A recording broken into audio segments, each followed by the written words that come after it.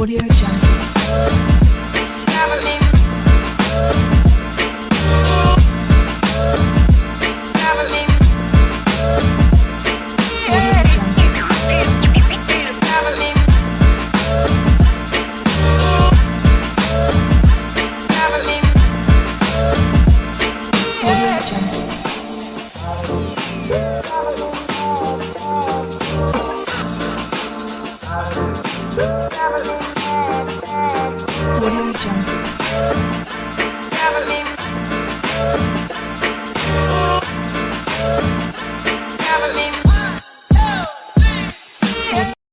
All right, we are back. This is the CSRN podcast, the weekend review.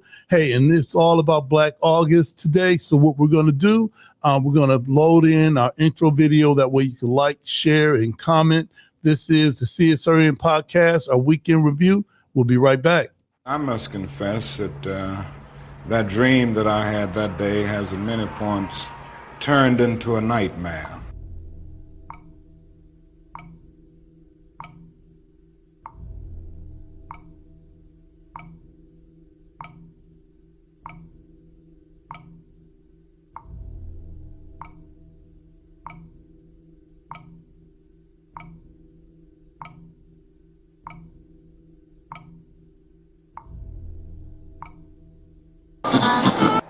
Now, the other thing that we've got to come to see now that many of us didn't see too well during the last 10 years, that is that racism not guilty is still alive in American society and much more widespread. Broke his neck after Baltimore police. A handful of protesters, a handful of criminals and thugs who...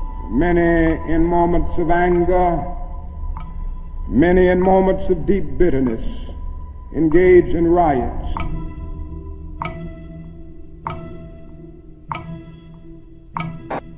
And as long as America postpones justice, we stand in the position of having these recurrences of violence and riots over and over again. Social justice and progress are the absolute guarantors of riot prevention. Mr. Gray's death was a homicide. The Negro was freed from the bondage of physical slavery. The athletes marched onto a stage. But at the same time, the nation refused to give him land to make that freedom meaningful. Freedom without land to cultivate. Freedom and famine at the same time. And create jobs for our people. The Negro is to be free. He must move down into the inner resources of his own soul and sign with a pen and ink of self-assertive manhood his own Emancipation Proclamation.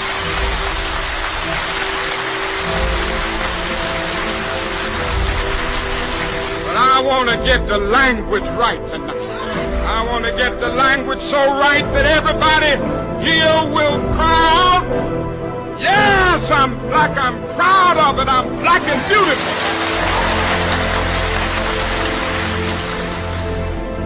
Individually, we are poor when you compare us with white society in America. We are poor. Collectively, we are richer than all the nations in the world with the exception of 9. That's power right there if we know how to prove it.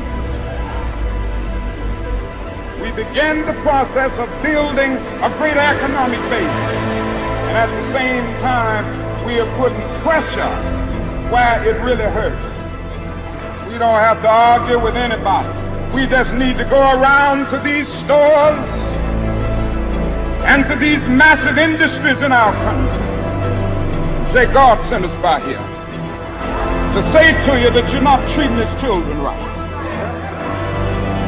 We come by here to ask you to make the first item on your agenda fair treatment where God's children are concerned. Now, if you're not prepared to do that, we do have an agenda that we must follow. And our agenda calls for withdrawing economic support from you. We mean business now, and we are determined to gain our rightful place in God's world.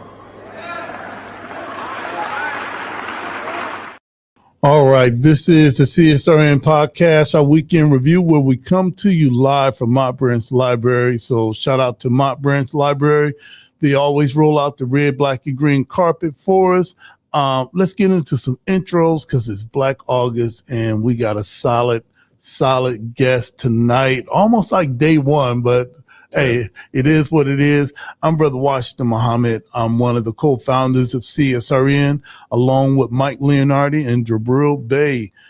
It was 11 years ago, because we're in 2025, that they had the idea of Community Solidarity Day, and I came in and helped with some planning, and here we are.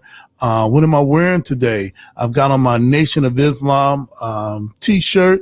I'll move all the graphics so you could, so I could flex that. I got my beads on, my black hat, and my black rim glasses from Optico, Twix in between. And as always, I'm dedicated to respecting, protecting, and defending all Black bodies, no matter the cost, no matter the gains or loss. This is the home of Black Lives Matter, Justice or Else. And we're setting a table and a platform for the protest community and activist culture. Jody, I can't wait to get to our brother today. So as always, we're going to do our mission statement, our guiding principles, take a short break, and come back to our brother. So if you can do your intro, I think I did all that I could. Oh, also, I'm a registered and active and registered member of the Nation of Islam here in Toledo. So shout out to all the FOI and MGT in Toledo, Ohio. That's still, man, we getting it in, especially with the Final Call newspaper that we got coming out this week. You'll see us on the corner soon. So Jody, if you could hit us up with your intro, what are you wearing? And then get into our mission statements, and we're going to get to our brother, man. It's happening. What's up, everybody? Jody J. Summers, child of the system, better known as Spoken Truth, the treasurer of this wonderful organization. And as I always want to thank y'all each and every week for coming back and listening to us, choosing to click on our weekly update podcast as I'm out in public and I tell people, they're like, what is the name of your show? And, I don't think, do we technically have a name? I think that Weekend Review is what it is. It's what it is. So it's not a catchy name. We just letting you know what happened. Right. And what's about to go down. All right. Yep. About 48 shows a year. That might sound like a daunting task to a lot of people in anything, but for us, it's kind of a transformation of when we used to meet in person pre-pandemic to what we do now, which is still going out into community and meeting people and interviewing people and trying to find those that actually want to see good for our community versus profit off of it. So the reason why we describe ourselves is because we want you to know that not only are we in this organization, we look like this organization. That the signs and the stuff on the wall isn't just us being allies, but we're actual advocates because we go through it. We live in the neighborhoods. This is the melanation on our skin and all that good stuff. So to describe myself, and because we also know that there's people that listen on Spotify who can't see our awesome faces and descriptions and stuff like that. And if you're on the road, we don't want you looking down at your phone trying to be like, hey, he's got a different chain on today. But I am a big brown bear of a man that is covered in tattoos and crystals and stones and bones and artifacts from doing this for the last 11 years, from hosting fairs and public meetings and award ceremonies, doing my own art books on the history of this and our city and everything that we go through. So the things that you see around my neck are people and places I've met. I'm wearing the reverse color of my logo. My shirt is something that when I became an artist had started, which was Momentum by the Arts Commission that we have here. And the shirt that I'm wearing was from the 19th through the 21st. And next month is the, I guess, resurgence or comeback of Artomatic 419 by the Arts Commission, which I will be a display artist, selling books, and performing. Last week, I actually helped build some of the stages and platforms that we're going to be performing on. So hands-on in every way as possible as I've been throughout this whole entire journey. And again, we thank you for coming each and every single week. We thank all of our guests that choose to, whether they be here in studio and get some crystals and some extras from our table, right, or be online and still be able to share that knowledge of wealth without having to physically be here. We thank you for all that stuff. So how do you get here? How do you sift through the minutia of AI and social media and green screen and green screen, the conspiracy theorists, the real theorists who is just like, oh, that actually is not in the book. It's happening. That's our president. That's our government hiding and just kind of making people march without any orders. But that's a whole nother story. So you get there by having a mission statement and the guiding principles that go along with it, which is like the walls and foundation, where people come in and say, we kind of like your idea, and they sit with you for a moment. And then they say, well, what if we did this instead? You could say, just check the bylaws, check the things of why we decided to gather here versus just, have another pity party for ourselves. And that's it. So here's how we started. Here's one thing that our group of people used to read, because in the beginning, I didn't like reading. I didn't like being on camera. I still am very wary of that, even though I'm on it so much. But this is what you would have read had you come to one of our meetings. We are the Community Solidarity Response Network of Toledo, formed on November 25th, 2014, the day after it was announced that the killer, a Ferguson, Missouri police officer of Michael Brown, an unarmed teenager, would not be indicted. We bring awareness to the injustice experienced by Black men, women, and children who are disproportionately murdered, provoked, attacked, and harassed by law enforcement. Police brutality has to end. We bring awareness to the fact that most often, yes, most often, police brutality goes without consequence and accountability. Police impunity has to end. We utilize the tactics of protest, civil disobedience, event disruption, and citizen advocacy to give voice to those who are otherwise voiceless. We facilitate progressive, community-based events that help foster self-development, and we discuss measures to hold local leadership accountable, accountable to their sworn duties, be they politician, clergy, law enforcement, educators, etc., etc. We want justice, equal justice under the law. We want justice applied equally to all, yes, all, regardless of class, creed, or color. For all lives to matter, Black lives, yes, Black lives must matter. Injustice anywhere is a threat to justice everywhere. Reverend Dr. Martin Luther King, Jr. And as he read the mission statement, having all the activists in one place at one time is a task in itself. And this is how we keep everything together. These are CSRN guiding principles. All Black lives matter, queer Black lives, trans Black lives, formerly and presently incarcerated Black lives, poor working class Black lives, wealthy Black lives, differently able Black lives, Black men and women lives, immigrant Black lives, Black elderly and children lives. All Black lives matter and are the creators of this space. We throw no one under the bus. We rise together. Ashe. Ashe. And that means one who changes a thing or one who makes a thing happen. Thriving instead of surviving. Our vision is based on the world we want, not the one we're currently in. We seek to transform, not simply react. We want our people to thrive, not just exist. Think beyond the possible. Ashe. Ashe. Experimentation and innovation must be a part of our work. Embrace the best tools, practices, and tactics, and leave those behind that no longer serve us. Ashe. Ashe. Evaluation and assessment must be built into our culture. Critical reflection must be a part of all of our work. We learn from our mistakes and our victories. Ashe. Ashe. Principal struggle can exist in a positive environment. We must be honest with one another by embracing direct, loving communication. Ashe. Ashe. Love. Self-love is practiced in every element of all we do. Love and self-love must be a driver of our work and an indicator of our success. Without this principle and without healing, we will harm each other and undermine our movement. Ashe? Ashe. 360-degree vision.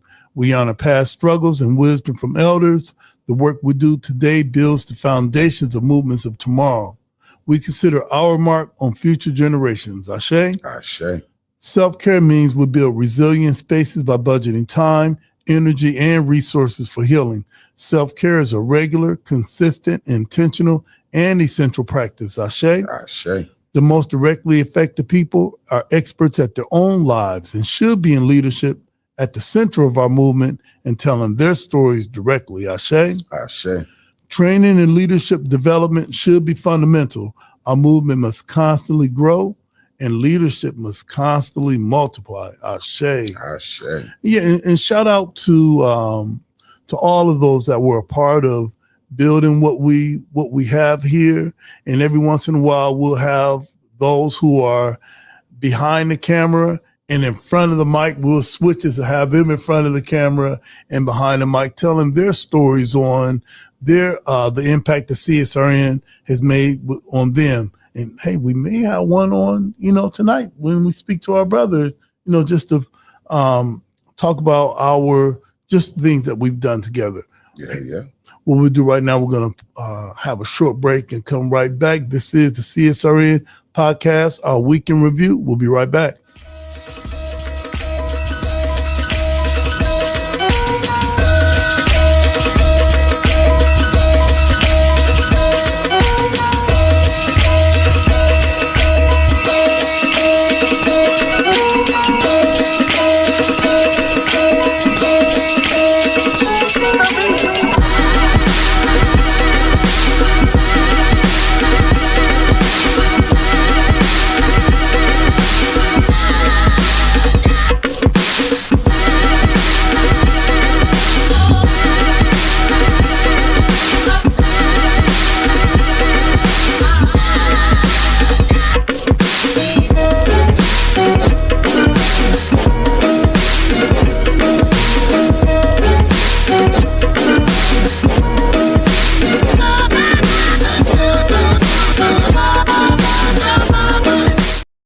Hey, we are back. This is the CSRN podcast, our weekend review. Hey, let's go ahead and switch the camera up if we can. Yep. Switch to what it was, the camera A. Camera A. All right, it gets kind of mixed up sometime. But here we are. This is the CSRN podcast. Oh, all right. It was pretty good that time. Normally we have a couple more buttons to push. We come to you live and talk about the things that went down last week. The things that we're working on right now, which is celebrating Black August with our comrade, and a few things that's coming up in the future. I think we've got a city council forum and maybe a mayoral forum coming up too, to let people come out and hear what the candidates have to say. All right, family, it's Black August, and that means that we give some shout outs to our brothers that are confined citizens and formerly confined citizens that have made an impact. So let's bring our brother in from the green room. This is our brother Omar Gent, coming to you live from the state of the Sunshine State of Florida. Sunshine State. Yes, sir. Yeah, well, we'll say we say that Florida man. Never mind. But our brother Omar here, he's bringing the light. All the other people, I don't know what they be on there. All right, I don't know what they be on. Hey, brother, it's awesome to see you. And as in our regular CSRN tradition, could you let everyone know who you are? What are you wearing? Hey, what's up with the backdrops back there? And what do we talk about today? Oh man, Brother Jody, how y'all doing? It's great to be back. Yes, sir. Good. My name is Omar Gent. I started working with this wonderful platform when I was incarcerated. Served 15 years for a crime I didn't commit. First and foremost, I'm a warrior, for the people. I'm the eldest of 3 children, and I'm a fighter, and I'm helped to build myself up in the community as well. When I'm wearing, I got my red, gold, and green Rasta hat on, and I got my Wu-Tang Socrates philosophies and hypotheses shirt on. I had to grab one. Had to grab that real quick. Old school music. The backdrop is picture of Che. I got a Black Panther flag. I have Haile Selassie on the roof. Marcus Garvey. I'm surrounded by inspiration. I like to just look at powerful things. Red, black, and green flag. It's just a part of who I am. About liberation and moving the cause forward. So I finally got my own little place after being wrongfully convicted for 15 years, coming home, going through that struggle, sticking with it. So now I'm in my own little studio my little studio apartment. I mean, you do a full circle, turn around. That's the whole apartment, right? Yes, sir. All right. That's right. Hey, listen, I really want to get into this. You served 15 years for a crime that you didn't commit. However, even though you were incarcerated, you launched freeourbrothers.com. And I really wanted to get into what makes a person that's already incarcerated to be thinking about other people, and launch something like freeourbrothers.com. How did that come to be, and how did you sustain yourself while you were there? Well, the spirit of Black August, well, every day is Black August to people like us, but I'll be remiss if I didn't say, you look back, people like George Jackson, Masato Shakur, a long line of this heroes, and I don't know if people want to use the term sheroes, people just fought back with less. So we can use all the ones that we made up. All right. We use all of those. Yeah. So when I got incarcerated, I was just like, especially for something I didn't do, I was like, man, I'm going to fight back in the spirit of, the Nation of Islam, in the spirit of George Jackson, Nat Turner, just embodying that, and not just laying down. And then when you in a situation where you see so many people who are the spirit are crushed because situations that happen before their imprisonment, and then they go into an environment like prison that's based on further repressing and oppressing people, I was like, man, there's no way that I'm not just going to take this land down, Yeah, absolutely. So for you, man, I'm a former confined citizen, so I'm asking you things that you may already know, but the people that are watching really have no foundation for the things that we're about to say. So what is it that separates you in doing what you were doing while you were there? Because we saw it happen before the podcast time. You would just call in and talk, all right, with no video. What is it that sets a person like that apart from everyone else that's doing their bit?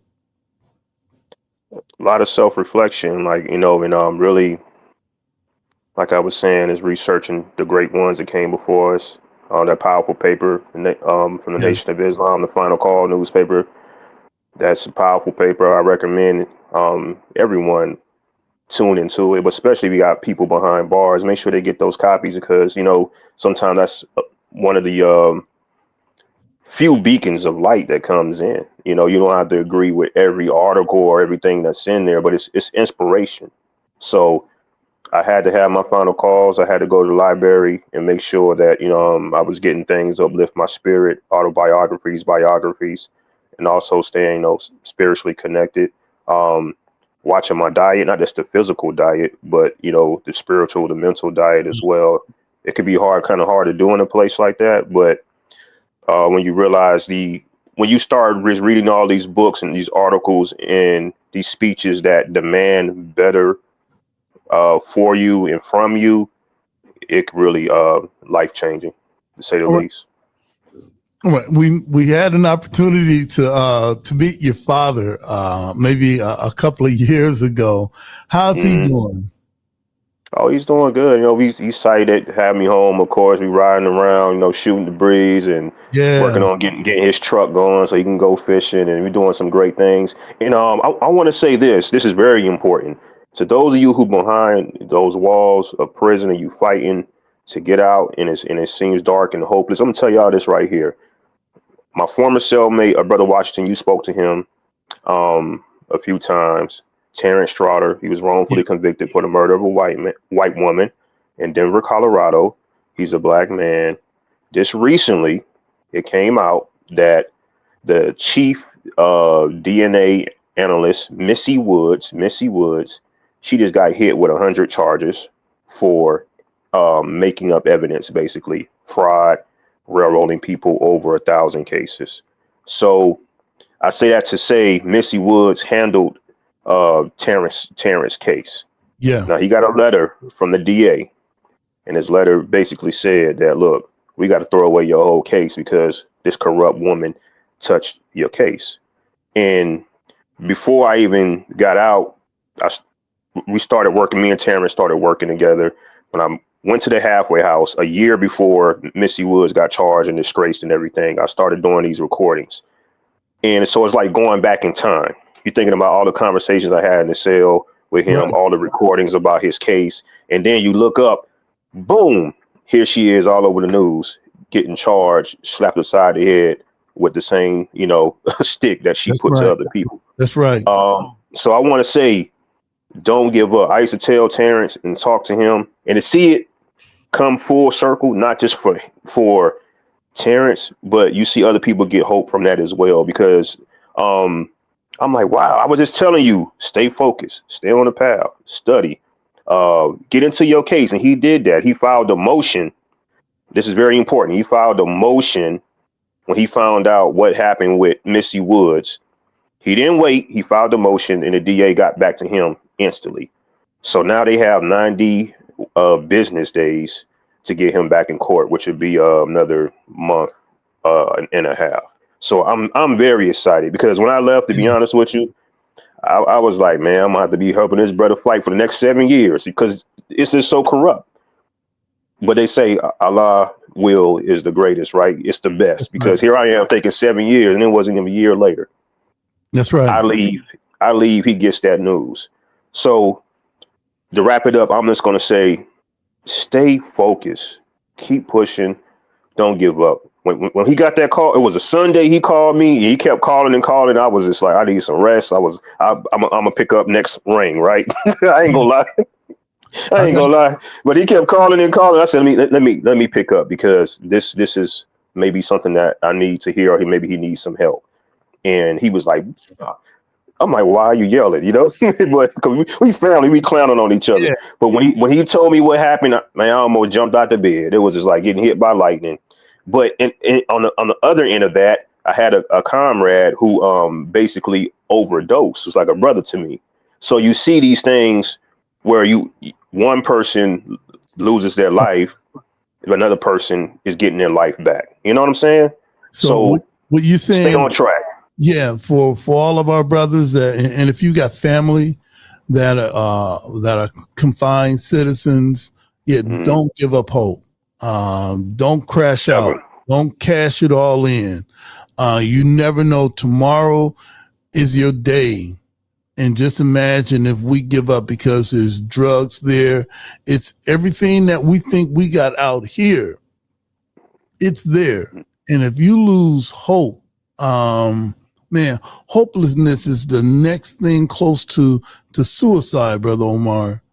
And we cannot lose hope. So we're gonna have to stay in contact, because if everything goes the way that we want for our brother, it'll be beautiful talking with him, hearing him. Yeah.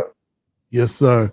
I wanted to ask you this question regarding family, because I brought up your father, and I know that he was just overjoyed to see his son come home, and his son come home whole. There's a lot of us that come home, but we're not all there.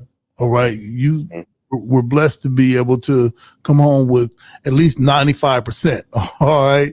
Hey, how important is family to be involved when we're behind prison walls? Man, that's a powerful question right there, and I'm just gonna give it to you raw. Like, you lose a lot of connections, and you realize, maybe not for everybody, but at least from my experience, a lot of people that I've connected to, you realize who's really there for you and who really cares. And you can't get really offended to the point where you go into this deep void and abyss because certain people just maybe couldn't deal with your incarceration or Yeah. support you, or so you got to learn how to deal with disappointment while you're in there, because when you get out, it's going to be a lot of different shifts with family, maybe relationships. So Right. don't let that disappointment send you back into a spiral. That's Okay. very important, because All some right. people just not going to deal with you regardless because you've been in prison. Yeah. And that's, and that's cool too. I had to deal with that, and God has a way of clearing the deck anyway. All right. Yeah. And that, Yeah. hey, it's all good, because now you know, at least I don't have to worry about being disappointed in waiting or trusting people that, hey, it's beyond their scope. Having a relationship with a formerly confined citizen is a lot of work, and everybody's not cut out. Everyone's not cut out for that, and no shame on them. No hard feelings with them. But I know that I need to work. I know I got work to do, and my work is not dependent on them to accept me, to embrace me or not. It's for me to get Facts. out here and make a living for myself, or make a job for myself. So that's my message also to family that have brothers and sisters behind bars, and they got to outdate. Once you get out here, join something, join a church, join a mosque, get a job, be willing to humble yourself. All right. Because nothing out here is free. All right. And no matter how much they said they love me, I still got to work. I still got to pay my own way, because no one wants to take care of us forever. I wanted to ask you this, because once you were out, I start seeing these videos of you knocking out some push-ups. You got some weights. I'm like, okay, it's all right. Where did that come from? Because most of us, if we were working out behind bars, once we come out, that program is gone. All right. So what was it about you and physical fitness that kind of connected after you got out? It's just something I love, and even when I don't feel like doing it, like Muhammad Ali and Mike Tyson basically said, you just got to do it as if you basically want to do it. Just treat it like something you love, because it helps you to just unwind and to be able to take care of your mental, your physical, and your spiritual. It's one of the things that I do. It's very important. It also enables me to build myself so I can train others. So I got a certified personal trainer license. So you got to look the part. Oh, okay. Well, we did not know that. We didn't get that update, or we weren't following you that close online when you got that license. Congratulations. Yes. Yeah, thank you. I appreciate it. Congratulations on that. All right. So how have you been received? Because 15 years is a lot of years, and there's a lot of stigma attached to those of us that are either you can be recently released, or been like me, I've been released for a minute. All right. But I still got marked felony. All right. So how have you been how have you been received once you've got out? Well, that's a good question. Appreciate you asked that, because in the process of me trying to get housing for myself, I was living with my sister for a while, and then time came for me to get housing. They don't want you to live on planet Earth with a felony conviction. So I just had to be upfront with people and let them know. And you kind of see like they looking like, oh hell no, So you just got to have that tenacity. And I just kept going, knowing that the Creator would put me with some people, some landlords that would, have at least the open-mindedness, and I just came straight up like, look, I have this record. I didn't commit this crime, but it's there. But let me show you who I am. At least give me the opportunity. And I talked with people who were like, oh yeah, I believe in second chances, and then when you answer the phone. So you got to have that. When you call back, you think you about to get this place, You just got to have that. Just don't give up. Just don't give up. And in closing, I would say I was so desperate to get a place. I wanted to move in with this in this environment with this lady who was kind of running the place like a halfway house type feel. I didn't like it. Was oppressive. And the creator was just like, nah, that's not for you. And then I find a place now that's just so much more laid back. So you never know. You know, so much more cool. The woman kept saying, this ain't a halfway house. I'm thinking in my head, well, you sure running it like a halfway house, you know? But you move on to something else, you know? Hey, but you still got to be willing to humble yourself and make it happen. You know, sometimes when you humble yourself and you're willing to, do what you got to do, that's when God stepped in and, hey, I was just seeing if you still, if you really going to do that, Omar, well, I got another spot for you. All right. I wanted to also talk about, there was something else I wanted to talk to you about regarding, the Florida. And from those of us that live outside of Florida, we just think that everybody in Florida is off the hook. And for you, what was the transition coming from Colorado to Florida, and how did you adjust to that? Well, I've been here my whole life. So the plan was to make sure that when I was in the halfway house that I saved my money. Right. Because plenty of jobs and opportunities around Colorado with the more, I guess, a liberal attitude out there. Yeah. I mean, you in the halfway house, there's jobs flying around, people getting regressed, and it's more opportunity and it's higher pay out there. But I knew I was coming home to the South shall rise again, you know. So I knew where I was going, you know. So I had to. So that whole year and a day that I was in the halfway house, I just building myself up to face what I'm facing. As soon as I came home, I mean, they put me on. It's like they were trying to keep me on food stamps. Like, you know, I was like, look, I don't want to be not to disrespect anybody who needs that assistance, but I'm just by myself. I didn't need it. So I felt they were trying to keep me crippled. I'm like, help me get a job, not stay on food stamps. You know what I'm saying? And they couldn't give you that resource because they didn't have it. But so I had the mentality to go out and, like you say, create your own, got my license and doing things to help myself because I knew what I was facing. This is a straight redneck state. And people think that because it's like you got South Beach with the flashy stuff, Ferraris, Bentleys and all that. Don't be deceived. It's straight redneck stuff. So you got to know what you're dealing with, prepare, and make sure that you like you always say, take care of your mental health, know when to back up, know when to take your rest, and then come back at it.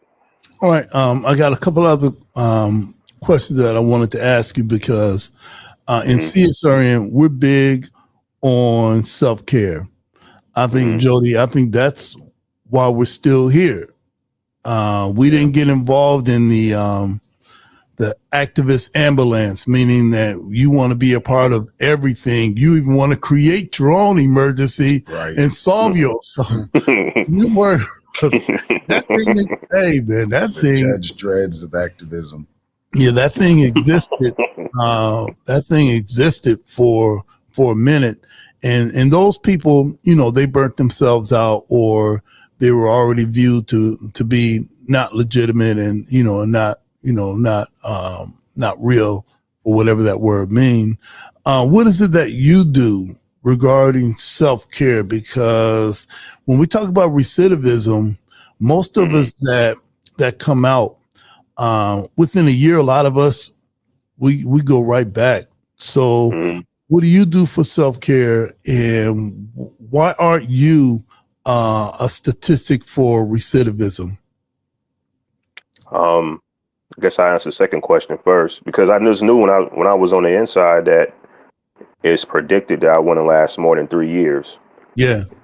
So I was determined, you know, to prove them wrong, to make sure I was dealing with emotional regulation, staying drug and alcohol free, because that's going to push you more likely to push you over the edge.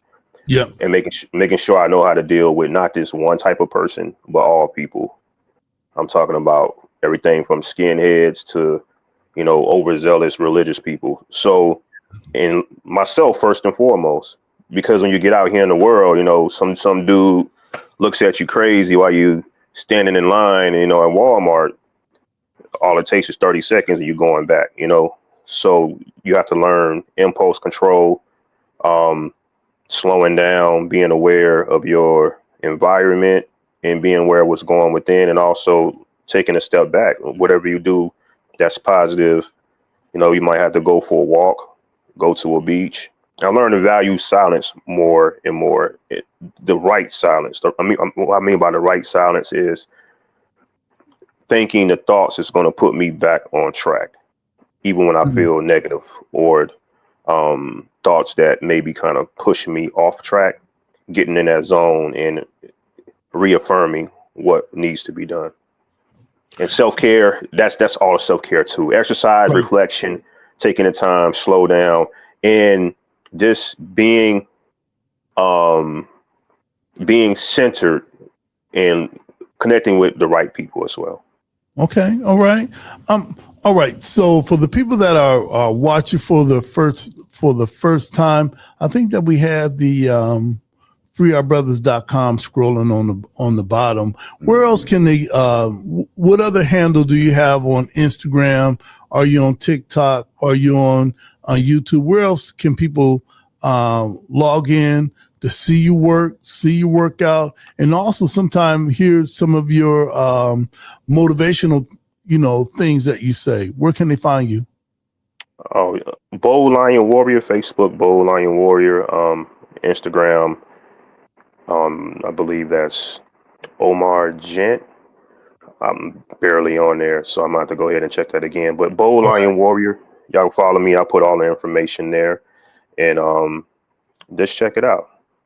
All right. So, lastly, we're also big on gratitude here too with our sister, Anika Fields. She has the Empowerment Toolbox, and she talks about the power of gratitude. If you could list 3 things that you're grateful for, what would those things be, Brother Omar?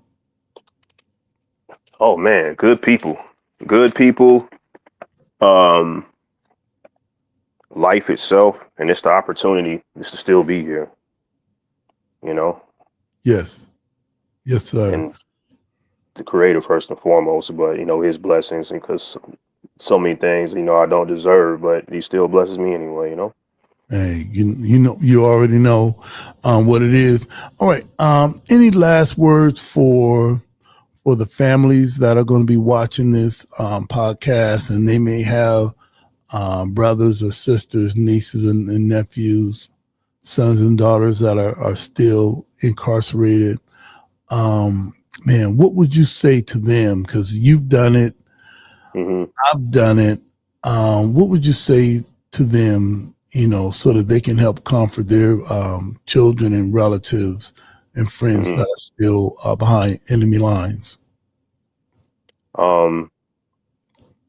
Just make sure that you just really just slow down and allow yourself to process what's going on, because it's going to be a lot within you and going on around you. Even if you got to take a break, let your loved one know I got to take a little break to process some of my feelings. That's very important. And like I said, just don't give up hope, and make sure you do things to self-care, and also study the great people that came before you that dealt with similar situations or the same thing. It don't have to be people that you necessarily agree with everything they say or everything they've done, but like the great Malcolm X said, read books, because you never know where you get your idea from. Read everything you get your hands on. There's so many different gems of empowerment, and never give up. Hey, I want to thank you for coming on for Black August, but Jody, we got to do this a little bit more. It's kind of to have our brother on for Black August. What happened to Black September? And he said every day is Black August. Hey, would you be willing to come back on and just give us some updates on what you're doing, and also for some tips for some of us that are recently released. Yeah, you already know I'm there. Yeah.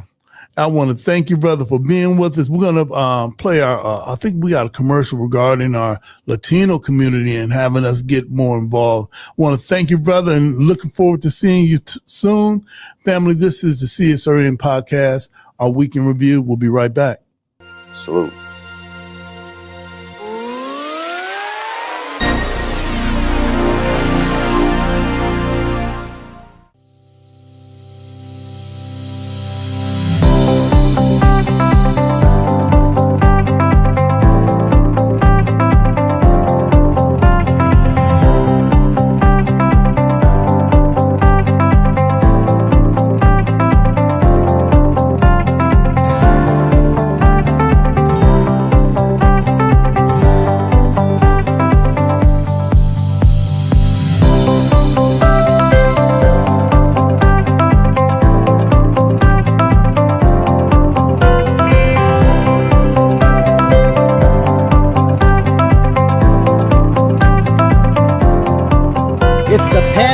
Canal. En esta hermosísima ciudad de Orlando. I'm here in Barranquilla, Colombia, and in sunny Miami. Daytona Beach, mis amigos, that's where we're at today. Desde la ciudad de Cartagena, Colombia. We are in Orlando right now, here in Florida.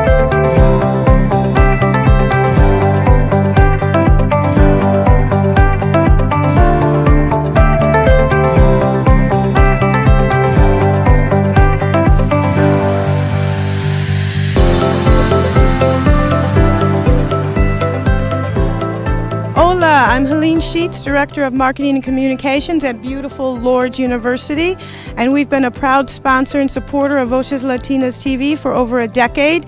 It has been a fantastic partnership. It's been our doorway into the Latino community. We've met so many incredible people, created so many partnerships. Our students absolutely love the connections we've made through Voces Latinas TV, and we're looking forward to at least another decade, 2 decades.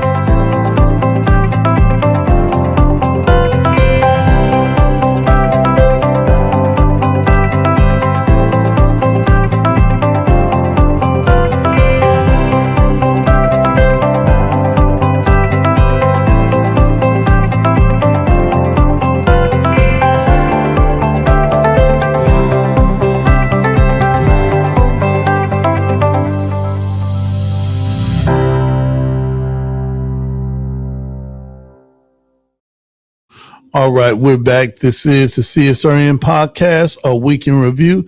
And big shout out to our brother Omar Gent from freeourbrothers.com. Recently released from serving 15 years in Colorado. I think it was in Supermax where he was, but he was innocent, worked on himself while he was there. So now that he's out, he's still making a difference in the community in Florida, and it was awesome having him here. What we're going to do right now is shift into our updates. This is where we list some of the things that we've been involved in over the week and kind of giving our take on what's what. Hey, what I wanted to mention first was this week's Final Call newspaper, and the headline you see, it says, "What you see over there is being planned over here." So sometimes when we see things going on the other side of the world and you think, well, it could never happen here. They'll never have the army in our neighborhoods. There was maybe back in the 90s, Minister Farrakhan will be touring different cities and we'll be talking about why are the streets being widened? Why are the exit and entrance ramps being widened, is to get those MRAPs, those tanks on the highway, and no one saw that would come true, and people would clown us. Oh, you guys are conspiracy theorists. This is America. They'll never sick the National Guard on. I think that was even one of the memes as I was doom scrolling over the past couple of days. That was part of Kamala's thing, and they blew her tweet up about that he's going to send U.S. military to your door, and guess what happened already? Yeah, and I want to just the headline of that paper, which says what you see over there can happen over here. And this is the article from this week's edition of the Final Call newspaper. Just want to go over a couple of paragraphs and make sure you either get this paper from one of the brothers that are on the corner selling it, Bobby Howard's, Mott Branch Library, a lot of places where we have the Final Call newspaper, or you can get it from finalcall.com. It says troubles in foreign lands will soon visit America. And this is from the Final Call. It says, as world crises descend deeper into the abyss of uncertainty, darkness, and confusion, critical truths spoken about the world's condition by the Honorable Minister Louis Farrakhan's national representative of the Most Honorable Elijah Muhammad continue to unfold and manifest. And just check this out. It says the Minister Farrakhan's pivotal Savior's Day message titled, What Allah, the Great Mahdi, and the Great Messiah have to say about the world on the Middle East. He delivered in Detroit, Michigan. That was February 28, 2024. He provided guidance and caution concerning man's inhumanity to man and Israel's genocidal war on the Palestinian people.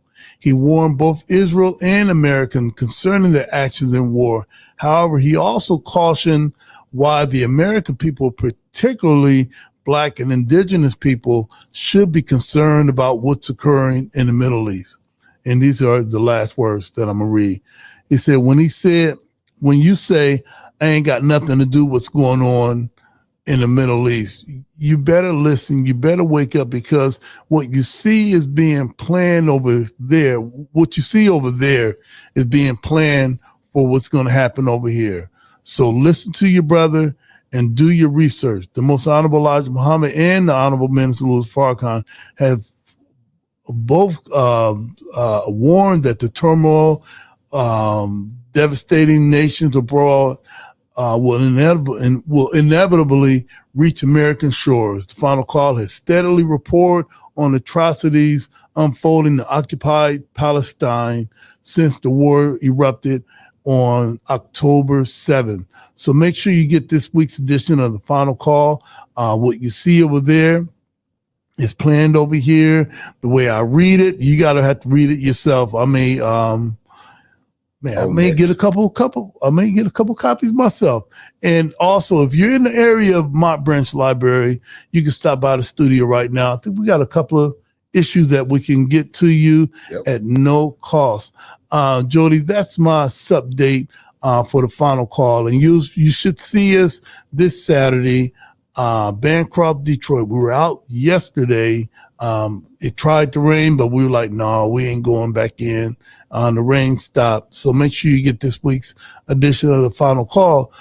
Jody, that's all I wanted to cover today. And we'll be closing down the garden within the next few weeks at Eden Urban Garden. It's the end of August, and we got maybe a couple of weeks more in September, because once October gets here, the ground is hard and we're not cleaning nothing up with snow and frost. Right. So what are some of the things that you've been a part of that you wanted to highlight? Well, as always, I am a part of a lot. And I'm learning discernment with some things too. Like now, people, I hope over the last 7 or so months know that if in an average week I do 9 or 8 things, I'm going to take about a 48, 24-hour break. And that's why I've been on. I doom scroll some stuff just to keep up with the world, but I cut off my Facebook, Instagram. You might not even get a text back from me if I'm in my house trying to recondition myself to get back out. There's a lot going on. And let me start with some of the stuff that happened since Thursday, since our last show, at least the things that I was able to be a part of or was made aware of. So Thursday, August 21st, was the Young Professionals Mixer at Toll House. This is a weekly event, so I suggest that you come. Shout out to Gutter Dave for initiating this week or last week. I'm not sure what we're going to learn this week, but we're learning the difference of a pitch meeting. Okay. For people that know me and know all of the hats, normally what you get is my elevator pitch, which is like all of it in like fragmented bits. But then I had to learn how to break that down from Jody to my artist, author, entrepreneur, persona, which still is not going to get you grants in this economy because of color of skin and a whole bunch of other stuff. It made a lot of those grants impossible, to what I do in the nonprofit world, which is DAN, or Direct Action Now, and giving a kind of glazing over of what we do in the community through that. And it was very difficult, very out of my element, because normally I got Brother Washington over there. Yeah. Be the magical uniform that gets on stage, makes people cry and their heart feel better and stuff. But I couldn't do that at that moment. So that was good to pull me out of the shell from that. That night also transitioned. It was going to be an open mic poetry night, but technical difficulties or whatever came up. So we turned it into karaoke, which was also the beginning and the first official night of the R&B Park Jam, which was Thursday, Friday, Saturday, and Sunday. So a 4-day weekend of things that you could do. Only one of them was paid. Shout out to Tracy, and I believe it's TRL and Lance and everybody involved, all the artists and stuff. I thoroughly enjoyed myself. 3 of the 2 days. I did not make Sunday. I needed some time to recharge and everything, but Friday was awesome. I love hey, you got that picture. And that was actually at the networking thing because Tracy came through. Awesome guy. I've known him since Owens. A long time, even before y'all really knew me. We was out there and stuff, and he was giving away his CDs, and I told him that I'm going to pay him $5, and at the end of the conversation, I wound up slipping the $5. But it's how long we've known each other, even before the park jams and the Mafia, Promedica, yeah. I'm trying to stop myself from saying that, but even before that, we were doing jams down there.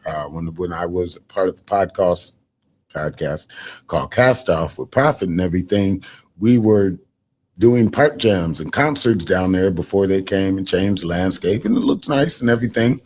So that whole weekend, the 90s jam was awesome. I loved all the singers. Shout out to everybody involved from the cleanup and stuff. Saturday, first we'll go back because we got to go through all the Friday things. Friday started the 59th annual German American Festival that was out at Oakshade Grove. To all the people that were there, I hope you enjoyed yourself. Hopefully it was a beautiful time.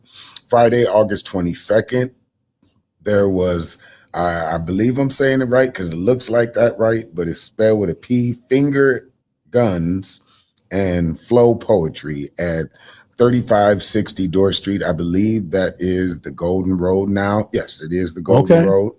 So they had an event out there. Saturday, the 23rd, there was a lot. So I'll try and break it down best as I can by everything. There was the car show for the entire family at the Lucas County Rec Center. That was going on. There was also Danetta Carter. She had her minority, I believe that was Small Business Saturday, because she also does, I want to say 3 or 4 was events. It the one on our screen? One on our screen right now. I'm looking at my phone. He got it on the screen. But the small business, shout out to Mike Williams on sax. I believe they had other stuff going on out there too. That was going on. Where I was at Saturday to begin the day was at the Resistance and Resilience Fair held at the UAW Local 12, where the piece for 5 Minutes of Heat, I had to kind of ceremonially unbury from the last time I performed in front of activists and stuff was May Day, May 30th, the day we had, what did we call that? We call it, I call it Tear Gas Saturday. Tear Gas Saturday. So the last time I performed Silent Facing the Crowd to a large crowd was then. I did go back to my backlog and realize I performed it at Toll House in 23 for MLK Day, but all of the stuff. So I got to perform there. I also did a radio show, which is tagged on my page now. Also, the day before that, and I'll go back to Friday because I know I'm backtracking, the Toledo movie is, which I'm calling it, Eenie Meenie, came out on Hulu and Disney Plus. So for all of the people that were part of the production, that were part of the thing, it's out, it's now. I don't know that. It sounds Yeah, weird, okay, but all it's out. I was gifted some photos, which you'll see on my page. Because again, I haven't been on social media for the past 48 hours, so my page is looking a little blank. I'm filling it with some stuff right now. But one of the members of Film Toledo, matter of fact, I can't get his name right now because stuff. But he sent me some photos, so I know one of the. I believe I shot 5 scenes in the movie, so one of them for sure. You can see me. Good, nice little silhouette and stuff. So I'm excited about that. Shout out to everybody else that was a part of the production. And we can now finally share that we were in the movie and all that stuff. Even if I'm going to have to find somebody to watch it. But now I can actually show off my little chip that I took from set. So if you see the movie and there's the fight scene in front of the casinos and a whole bunch of money is spilled, this is one of those chips. But since it's out, I can keep it out of my pocket and show it around. I might put it on my chain. But that was going on. And then also on Saturday was the Strictly R&B Park Jam with Drew Hill, Sean Kane. Yeah. Whole bunch of other people. It was awesome. I think they were saying last year we had over 10,000. It was definitely more this year. I got there, about 6 o'clock? No, around 6:30. Yeah, about 6 o'clock, 6:15, maybe somewhere in between that, because I had to go from the Resistance and Resilience Fair to over there, and I got in at about 7:35, so about an hour and a half in line. But it was worth it. It was fun. It looked like a Detroit concert, what everybody compares it to. So there was no incidences. Everybody that was on stage was on point. The audience was on point. There was no fights, no nothing. Like they say, when we all come together, like 15,000 of us, there's going to be trouble, but it wasn't. And it was beautiful. And I am very proud of Tracy and the whole team for the marketing, for getting people to wait in line for an hour and a half in Toledo. I don't know where they do that at, but it was worth it. Sean Kang and everybody, and Drew Hill, because I don't really go to concerts, I'm always in them, but Drew Hill was actually there. That was another thing. Oh, it's only going to be Cisco. No, he brought everybody out, including 2 people they're adding into the Drew Hill group. But that was awesome for the first time, and them showing Toledo love and remembering us, and to actually come out here. That's right. Versus be it Detroit or New York or bigger cities to do all of Drew Hill. They decided to make it known here in Toledo. So shout out to them. Shout out to all the designers. Jasmine Renee, I know, did stuff for the VIP. I am the come early, stay late. One of those 2 is going to happen. And I stayed late. I helped just like I did in previous years. Clean up. Shout out to Kobe and OCD. Hire them. If you got an event, you want cleanup, you want a spotless. The event ended on time. Everybody was out of the park by 11. By about 11:15, we all got rained on though. But you know what we did? We still sat up there and made sure the park was beautiful. Grabbed the little clicker thingies and put them on. I helped out tear down the stage and stuff like that. Shout out to Tracy for giving me the opportunity to, still be out there doing stuff with my stick and covering the rain and everything. Shout out to Jasmine Renee. I may not have seen the inside of the VIP, which I could have last year. I just didn't. Hopefully, Brother Washington did, because I gave him my ticket. I was following you. But next year, if we sponsor next year, let's try. We'll do it all instead of me just randomly. He said he saw me on a few people's lives, and as I always do, you'll see some pictures. I'm going to turn that into a reel. But I got to see the drape work that Jasmine Renee had inside. Shout out to the After Hour Club Cliche. I believe is going to be what was in place of the old Toll House. So shout out to Kenyatta. She made that announcement on stage. Or was it the old lighthouse? Yeah. The old lighthouse. Okay. So what used to be Lightning Rod's place is going to be her place now. They're going to do it as a nice upscale thing. So I look forward to seeing the promotion and all the stuff for that. And that's kind of what I did for over the weekend. There was some other stuff going on. We had the Spark Intuitive Yoga and Intro into Freeform Dance at Trinity Episcopal Church. And then they also finished off the Park Jam 4-day event with Walbridge Park. And there was a event up there. So shout out to them. I didn't make it, but I had some people I saw while I was on the way doing laundry, said that they loved the event over at Wallbridge. So I'm glad that went well too. I wish I could have got photos and everything, but you know, you cannot be everywhere. That's right. If you are, you might be missing doing some of those important things, which I'm kind of learning going through this whole healing process and mental stuff. And since I'm the person that, people come out and see and read my books about that, I'm learning to take some of my own advice. That's right. And that's kind of the best advice. If you can help people in their life and make them feel welcome, make them feel comfortable, you should be able to do that to yourself. I know a lot of people in the industry of healthcare and stuff that are just barely hanging on by a string because it gets very hard for us to take our own advice, even though we can see patients or people or counsel others. It's hard to give yourself that pep talk or to let people know some of the hardest words in the human language is I need help. Yeah, that's right. So that what was going on. And then we have updates. So things that are coming up that I at least am aware of. I know Thursday there is the professional networking mixer over at Toll House. There's also one at NOR. I believe theirs is a once a month event. So shout out to the people at NOR. That's downtown Toledo, right next to the House of Rock, what used to be an old Subway back in the day, if you've been here that long. But that's good. I've been to a couple of those. So shout out to everybody over there organizing that.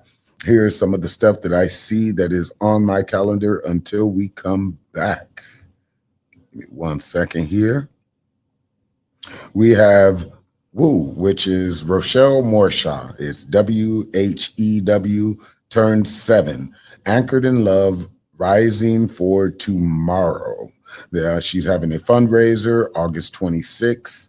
That is going to be at the Pinnacle, Toledo, Ohio. That's 1772 Indian Wood Circle. Well, I guess not Toledo. It's Maumee, but it's Maumee, Toledo, you know, all that stuff. Yeah. There is tickets still available. If you go find her page or go to her page, I'm sure she's done some promotion on it, but she has a ticket link and everything so you can get tables and celebrate their 7 years of being in business. This Thursday is River Rock's creative debut, Not a Rockwell, at Wicked Palette Studios.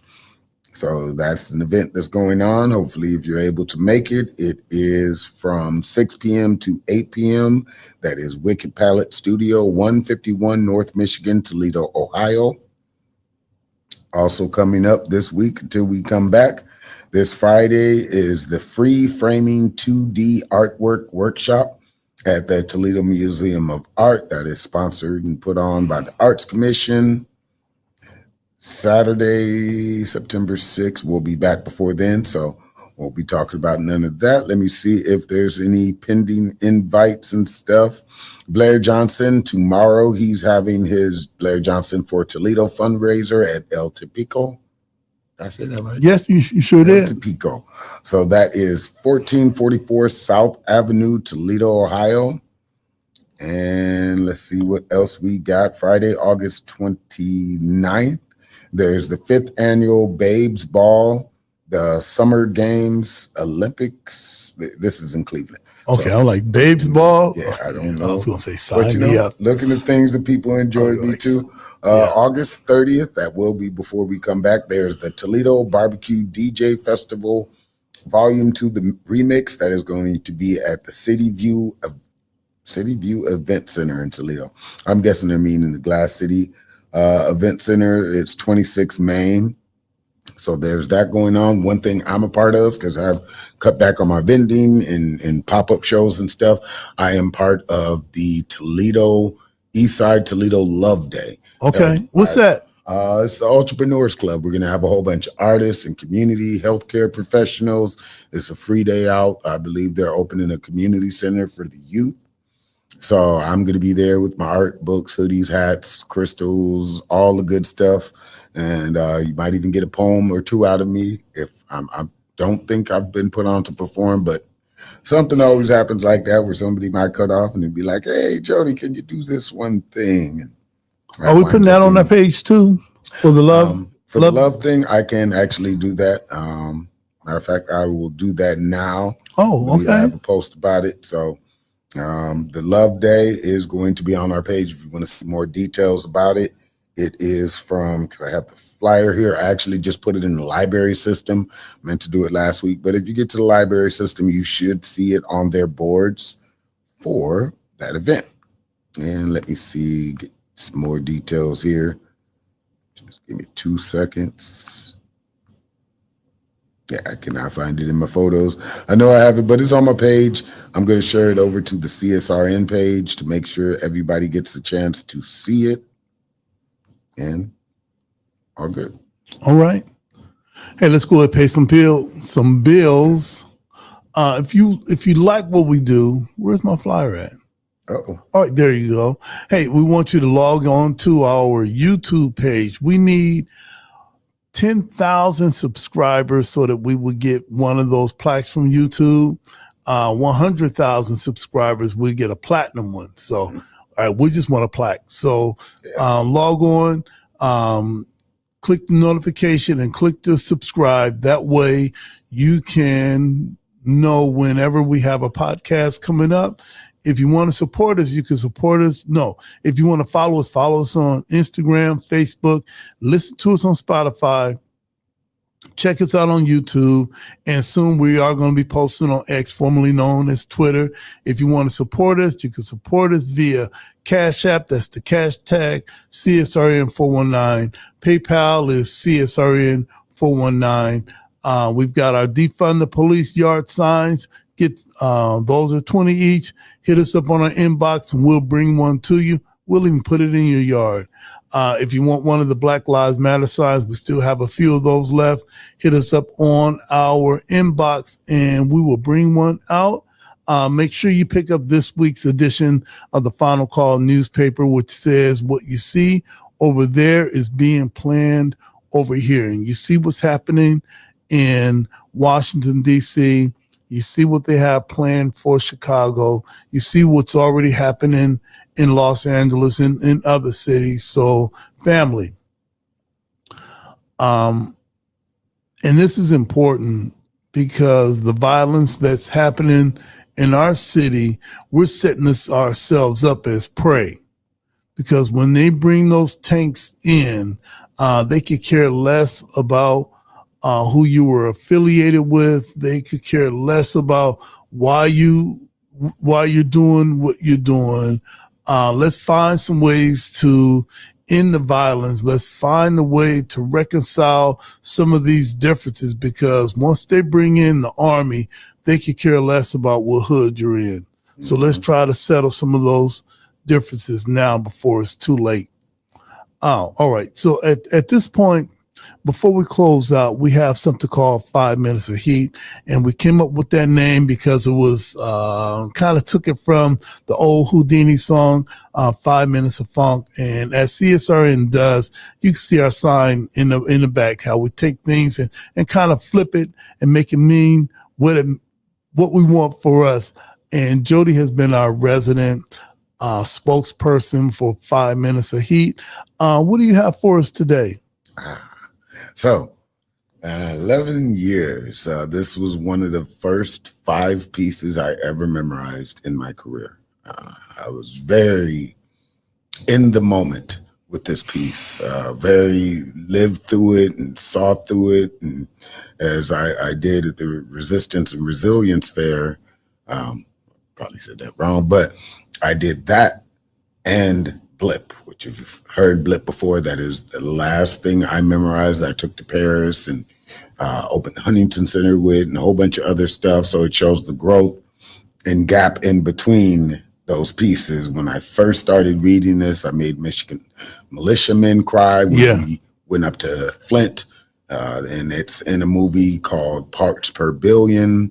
The last time it was heard publicly in Toledo was 2020 during that march. So and it's changed. So if you've heard it over the years, I don't have to put as much, anger into it as I've learned through going back and rehearsing it. So I will do my intro to set the tone. So I'm an open book, yes, an open book to those that decide to read. 1,000 words, yes, 1,000 words to those who've only caught a glimpse of me. And a lifetime, yes, a lifetime to those that can say they were part of my story. If you are anywhere under the sound of my voice, you are now family. Because on this stage, yes, on this stage is where I share the most vulnerable parts of myself. And I hope, yes, I hope that you hear me. So let's begin. Peace. Silent face in the crowd. I am an activist. I stand proud with my sign, my pin, my button, my banner, my voice, and belief that I stand behind. You may find me in the streets, on the corner, or marching, yes, marching with other great minds. We have been called names, spit on, tear gassed, hosed, dog sicked on us, beaten, maimed, murdered, and blamed. All because we believe it's our civil duty, yes, our civil duty to speak out for great injustice and point out, just point out the ones that should feel ashamed. Ashamed of the silent murders they commit, poisoning our pipes with lead and filth, killing the environment and feeding us food, yes, food that never had life in it. Crimes against humanity that make us sick, bombing women and children, clear-cutting forests and killing kids, yes, kids over a bag of Skittles and sip, all so they can become filthy rich. Why do we care? Yes, why do we care? You might ask as you sit behind your gates counting those blood money stacks gained from such great pain while you build yourself up. Yes, build yourself up on the backs of corporate names. Because we are the people, yes, we are the people who may be the only ones to see through all the lies and hateful, deceitful games you play with our people's hopes and dreams. And we don't do it for ourselves. We do it for our children, the planet, and those that have our backs. So we protest, demonstrate, organize, march, and hell yes, fight back. Because we want a world with more peace, more freedom of speech, not fear, hate, lies, discrimination, manipulation, and deceit. And while you may silence one of us, there are millions, yes, millions more that have seen our fire, heard our desire, now burn, yes, burn for something more. More than the spoon-fed media truth that you give to them, you spin to them to corrupt their children, to no longer defend them. I am an activist. I stand proud in my resolve, knowing those that came before me, yes, me, strengthen me when I think I might fall. Mahatma Gandhi, Sojourner Truth, Rosa Parks, Frederick Douglass, Marcus Garvey, Assata Shakur, Angela Davis, Carmichael Stokely, James Baldwin, Malcolm X, Brother Washington, Martin Luther King Jr. All knew they might fall, but they did, yes, they did, for each and every last one of y'all. Hands up, don't shoot. I can't breathe, but I will speak. Yes, I will speak until there's no more breath in my lungs to speak, to see my people's minds, bodies, and souls released from these evil beasts. In peace. And as always, we snap our fingers. All right, Jody. Now, you had a little addition in there. I appreciate that. Everybody caught that. Man, I appreciate that. Hey, listen, we're looking to have our brother, Dr. Anthony Patton from Junction Family Pharmacy. We're going to reach out to that brother. That's a beautiful brother. He has the pharmacy, black-owned pharmacy near the corners of Door and Junction. Check him out. I transferred all of my scripts to the pharmacy. They have everything that my doctor prescribes. They have it on time. They'll even call me and say, "Hey, look, Brother Washington, your meds are here." Not like it's a lot of meds. Hey, but hey, you do what you got to do. But as always, all lives can't matter until Black lives matter. And Black lives can't matter until all Black lives matter. Justice or else? Yeah. Peace.